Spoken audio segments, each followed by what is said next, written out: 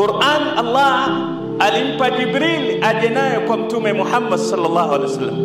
Jibril akawa ndiye malaika bora katika malaika wote, lakini Jibril alimletea mtume Muhammad sallallahu alaihi wasallam akawa ni khairul anbiya wal mursalin, ndiye mtume bora zaidi.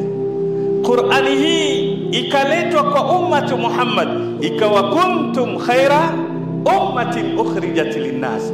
Qur'ani hii ikaletwa katika mwezi wa Ramadhani, ukawa mwezi wa Ramadhani ni mwezi mtukufu, shahrun mubarak. Qur'ani hii ikaletwa kwenye usiku wa cheo, usiku katika Ramadhani. Usiku huu kaitwa Lailatul, ndio usiku wenye cheo zaidi. Qur'ani hii inafundishwa katika ulimwengu huu, Allah kawapa vyeo hata wenye kuifundisha, khairukum man ta'allama alqur'ana. Basi usiku huu wa Qur'an ilikuwa sauti inaosikika kwa malaika au kauli mbiu yao, salamun hiya hatta.